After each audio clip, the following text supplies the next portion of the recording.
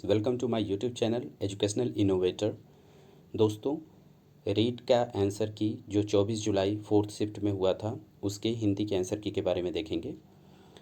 यहाँ पे लेवल 2 और सेट ए है ये बुकलेट कोड। तो ये पहले निम्नलिखित गद्यांश को पढ़कर पूछे गए प्रश्नों के उत्तर लिखिए। दोस्तों, आशा करता हूँ कि आप लोगों ने गद्यांश पढ़ लिया होगा। मैं डायरेक्ट आंसर की तरफ चलता हूँ। 31 क्वेश्चन क्या कहता है? विधाता इसके हृदय में अचिंतनीय और अद्भुत आध्यात्मिक भावों की वृष्टि करता है। निम्नलिखित वाक्यों में रेखांकित पद से भिन्न अर्थ रखने वाला वाक्य है।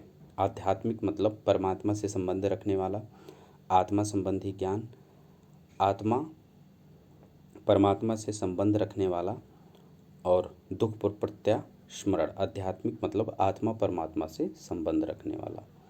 नेक्स्ट क्वेश्चन देखते हैं। निम्नलिखित शब्दों में बहुवचन शब्द है वृष्टि, जल, रातें, गाय। तो हो जाएगा इसका आंसर रातें। 33 क्वेश्चन क्या कहता है? धोखा यह किसी को नहीं देता है। वाक्य किस काल का है?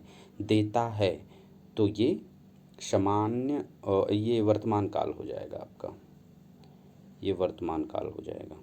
नेक्स्ट क्वेश्चन देखेंगे। 34 देखेंगे। निम्नलिखित शब्दों में से भिन्न लिंग का उदाहरण है। ए साधु, बी प्रकृति, सी चंद्रमा, डी जवान। तो इसमें भिन्न लिंग इसमें कौन सा है?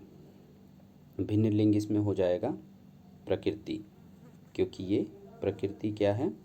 ये स्त्रीलिंग है, बाकी सब पुल्लिंग है। 35 क्वेश्चन देखेंगे।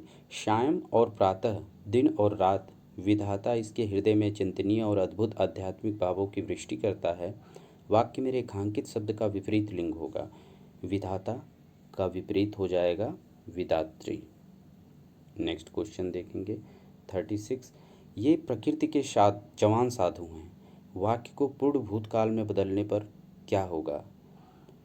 ए ये प्रकृति के जवान साधु होंगे, ये तो भविष्यकाल हो गया। ये प्रकृति के जवान साधु बने, ये प्रकृति के जवान साधु हो गए, ये शायद प्रकृति के जवान साधु रहे होंगे। तो इसमें से ऑप्शन सी करेक्ट हो जाएगा, ये प्रकृति के जवान साधु हो गए। 37 निम्नलिखित वाक्यों में विधानवाचक वाक्य है। विधानवाचक इसमें सगुन मेरी सहेली है, बी आप कहाँ जा रहे हैं, सी अनुष्का अपना कमरा साफ करो, अरे यह क्या हो गया। तो इसमें विधानवाचक वाक्य है ए सगुन मेरी सहेली है। 38 क्वेश्चन कहता है रचना के आधार पर वाक्यों में से भिन्न वाक्य है। ए सरल वाक्य, बी मिश्र वाक्य, सी निषेधात्मक वाक्य, डी संयुक्त वाक्य। तो इसमें करेक्ट आंसर हो जाएगा निषेधात्मक वाक्य, क्योंकि सरल वाक्य, मिश्र वाक्य और संयुक्त वाक्य यह किसी न किसी तरह से वाक्य के प्रकार हैं। लेकिन निषेधात्मक वाक्य इसमें निगेटिव एस्पेक्ट से दिया गया है, तो वो इसमें इनकरेक्ट हो जाएगा और वही इसका आंसर बनेगा। 39 क्वेश्चन क्या कहता है? भूला दुख दर्द याद आना अर्थ को प्रकट करने वाला मुहावरा है। दोस्तों, इसका सही आंसर हो जाएगा घाव हरा होना। आँख का अंधा गांठ का पूरा लोकोक्ति का अर्थ है बुद्धिहीन किंतु संपन्न। नेक्स्ट क्वेश्चन मात्रेतर भाषाओं के शिक्षण की प्राचीन विधियों में से भिन्न विधि है। प्राचीन विधियों में से भिन्न विधि है भाषा संसर्ग विधि, अप्रत्यक्ष विधि, पाठ्यपुस्तक विधि, खेल विधि। तो इसमें से हो जाएगा आंसर क्या हो जाएगा? खेल विधि। 42 का आंसर देखेंगे। शिक्षण उपागम में कीथ एवं प्रोफेसर एलन का महत्वपूर्ण योगदान है। कीथ एवं प्रोफेसर एलन ने सूक्ष्म शिक्षण के बारे में बताया था। 43 क्या कहेंगे? इस काल में मानसिक विकास तेज गति से होता है। कल्पना, चिंतन, तर्क शक्तियाँ बढ़ती हैं और अमूर्त चिंतन करने लगते हैं। बालक के किस काल के लिए कहा गया है? अमूर्त चिंतन किशोरावस्था में होता है। तो इसमें से ऑप्शन डायरेक्ट सी सही हो जाएगा। 44 देखेंगे। 44 कह रहा है आदर्श पठन विषय सामग्री पर प्रश्न पूछना, विविध प्रतियोगिताओं का आयोजन, कहानी, नाटक, बाल कार्यक्रम सुनना, बच्चों के बैठने का आसन ठीक करना इत्यादि गतिविधि श्रवण कौशल विकास में किस स्तर में बालकों के लिए है? तो ये है उच्च प्राथमिक स्तर के बालकों के लिए।